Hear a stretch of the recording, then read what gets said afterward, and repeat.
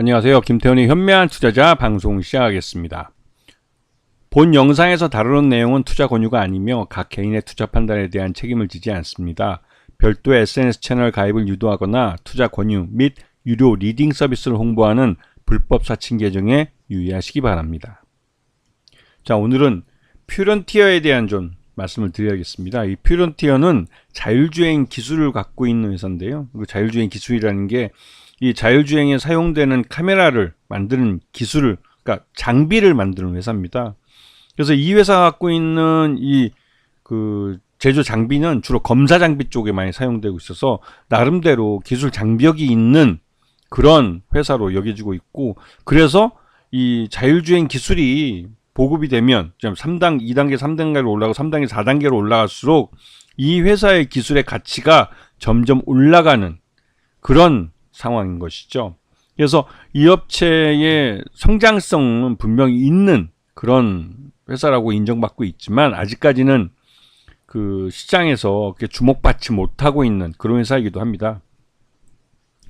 이 회사는 자율주행 센싱 카메라의 핵심 공정을 만드는 이 제조 공정 장비를 갖고 있습니다.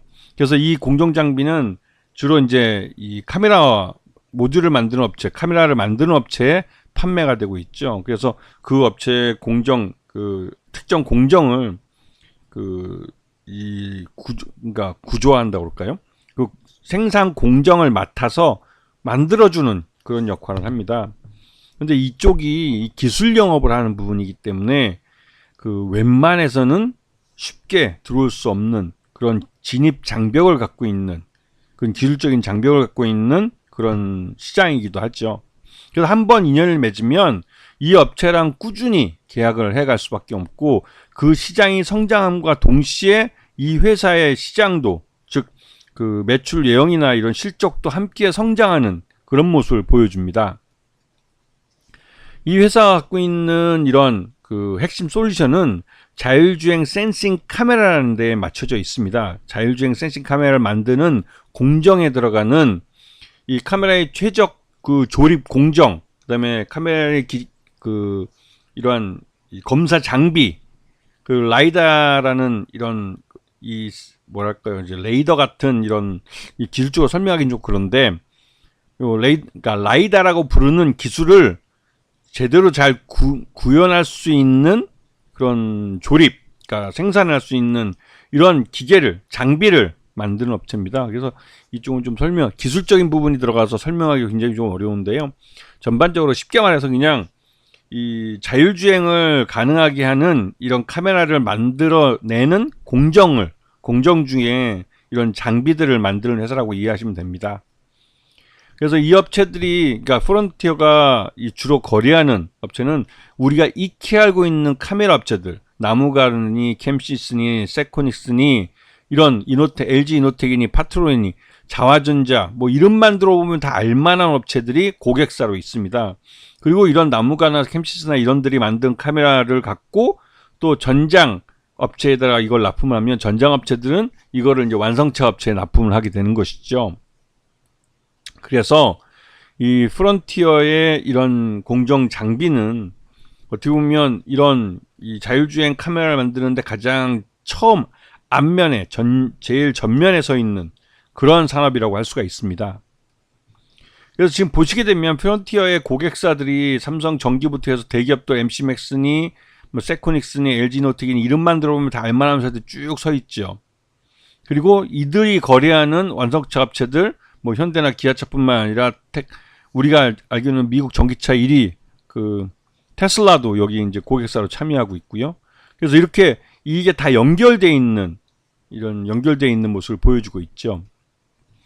그래서 이번 상반기까지 매출액의 저희 대부분 68%가 전장 쪽에서 발생하고 있고, 모바일 쪽에서도 한 2.8%, 그다음에 산업용 PC 쪽에서 발생하는 게 29% 정도의 매출을 발생시켰습니다.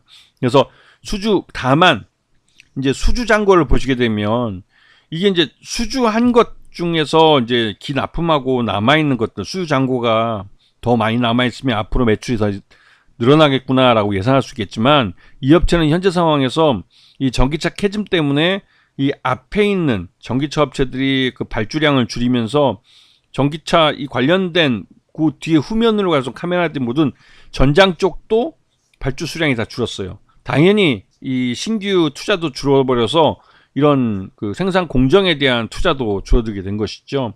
그것 때문에 수주 잔고가 굉장히 많이 쪼그라든 상태입니다. 이 말뜻은 지금 현재까지 천에서 매출로 인식한 부분이 나중에 매출로 들어올 부분보다 지금 현재가 더 크다는 얘기죠. 이 말뜻은 나중에 매출이 더 줄어들 수 있다는 그런 그 위기란 말이랑과 또 일맥상통합니다. 그래서 지금 보시게 되면 작년 동기 대비해서 매출 외형도 지금 굉장히 많이 줄어든 상태고 그 영업이익도 전년 동기 대비보다 확실히 쪼그라든 모습을 보이고 있습니다. 그리고 당기 순이익도 전년 동기에 거의 반토막 수준으로 줄어든 상태죠. 이건 이제 전기차 캐즘 현상 때문에 전기차 관련된 산업 전반에 나타나는 이 둔화 현상 때문에 그렇습니다. 그래서 이쪽은 최대주주가 하이비전이라는 그 검사 장비 쪽 만드는 업체고 이쪽이 40%의 지분을 갖고 있고 특수환경에 포함하면 전체 지분의 약 45.40%를 최대주 쪽이 갖고 있습니다. 그리고 지금 오늘 오전에 이 그 자율주행 쪽이 대거 급등했던 것은 일론 머스크가 도널드 트럼프 공화당 후보를 지지했고 또 도널드 트럼프가 이 TV 토론에 강하다고 기존에 알려져 있었지만 이게 첫 TV 토론을 미국의 그 민주당 후보인 해리스와 했는데 여기서 의외로 이 도널드 트럼프가 좀 노회한 정치인으로 비춰지고 이 해리스가 그 상대적으로 젊은 그런 또 패기 있는 여성 그 대선 후보로 이게 비춰지면서 전반적으로 이 해리스가 우세했다는 판정을 받으면서 일론 머스크 때문에 자율주행 쪽에 먼저 선취매가 들어왔던 게 장 후반으로 가서 쭉 빠져버렸습니다. 이게 이제 일론 머스크가 도널드 트럼프를 공식적으로 그 지지했던 것에 어떻게 보면 이 뭐랄까요 폐해랄까요? 이게 또 이 TV 토론의 결과로서 나온 것일 수도 있습니다. 왜냐면 아침에는 TV 토론 시작하기 전에 자율주행 쪽에 묻지마 매수세가 막 유입되면서 이 대선 토론이 그래도 여러 번 대선 토론을 해본 도널드 트럼프에 유리하게 끝날 거다라는 인식이 있었지만 결과적으로 뚜껑을 열어보니 해리스가 우세했다라는 말이 나오면서 일론 머스크가 도널드 트럼프를 지지했다는 것 때문에 이 자율주행 쪽에 먼저 선취매가 들어왔던 것들이 후장으로 갈수록 쭉 빠져버린 것이죠. 거기에 이 회사도 영향을 받은 바가 큽니다. 그래서 이제 프론티어도 주가가 오전에는 급등을 했다가 오후장 들을수록 쭉 밀려버리는 모습을 보였죠.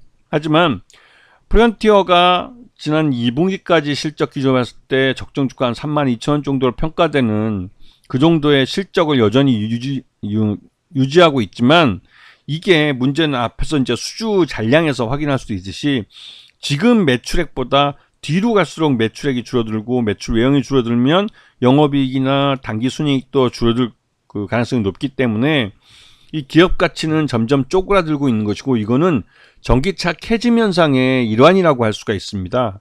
전반적으로 다른 전기차 업체들도 마찬가지지만 이 프론티어도 자율주행은 기본적으로 전기차를 기반으로 그 위에서 움직이는 기술이기 때문에 전기차가 대중화되고 전기차의 보급이 많아질수록 자율주행은 뭐 그 가능성이 높아지는 거고 이 도널드 트럼프, 그러니까 일론 머스크도 이 자율주행 자신들이 개발한 자율주행 기술인 그 FSD 기술을 이 중국과 유럽에 판매를 하겠다.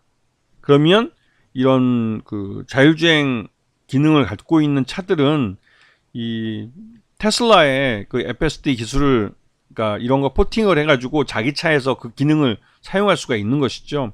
하지만 지금 전반적으로 이 프론티어도 그렇고 이런 전기차 쪽 전체 전기차 캐즘 현상이라고 해서 좀 판매량이 위축되고 소비가 둔화되는 그런 현상이 나타나면서 이게 이제 좀 어려운 시기를 보내고 있는 것이죠. 그러다 보니 당연히 이제 공정장비 쪽, 애초에 공정장비 쪽은 이제 투자가 더 먼저 줄어든 경향이 있습니다.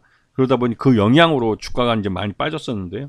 그 이후로 이제 점차 캐즘 현상에 벗어나는 점점 투자가 다시 재개되는 모습을 보이면서 좀 회복세를 보였었는데 여기다가 이제 이벤트로 미국 대선이라는 게 뛰어들면서 주가가 오전장에 급등하기도 했죠. 하지만 이제 전반적으로 그 프론티어는 이 수주 잔고를 늘려가는 대규모 수주를 해줘야만 나름대로 이제 이 주가의 방향을 확실하게 돌려놓을 수 있을 겁니다. 장비주들이 갖고 있는 한계는 이 최종 엔드 유저 쪽에서 발주를 줘야만 이쪽에서도 이제 발주를 주는 그 자기는 이제 납품처죠.